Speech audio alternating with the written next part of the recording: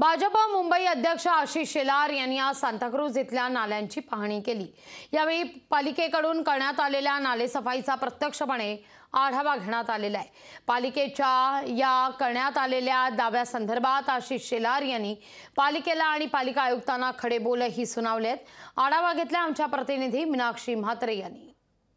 काही दिवसांवरतीच पावसाळा सुरू होणार आहे आणि त्यापूर्वीच नालेसफाईचं काम जे आहे ते पालिकेच्या वतीनं करण्यात येत आहे। यासोबतच आपण पाहतोय की 15 मे पर्यंत नालेसफाईचं संपूर्णतः मुंबईतलं काम हे पूर्ण होणार असल्याची माहिती पालिका आयुक्त भूषण गगराणी यांनी दिली होती। पण मात्र सत्य परिस्थिती आपण पाहिली तर सध्या मी मुंबईच्या सांताक्रूज इथल्या ह्या नॉर्थ एव्हेन्यू नाल्याच्या शेजारीच आहे। आपण पाहू शकतो की सध्या या ठिकाणी ज्या पद्धतीत पालिकेकडून 75% नालेसफाई पूर्ण झाली असल्याची माहिती दिली जात आहे तशी परिस्थिती नाही आहे। या ठिकाणी आशिष शेलार यांनी देखील पाहणी केली होती, मात्र त्यांनी देखील पालिका आयुक्तांवरती ताशेरे ओढलेले आहेत। एकूणच आपण पाहतोय की 75% नालेसफाई करण्यात आली असल्याचा दावा हा पूर्णपणे खोटा आहे। या ठिकाणी 50% ही नालेसफाई झाली नसल्याचं प्रत्यक्षात पाहायला मिळतंय।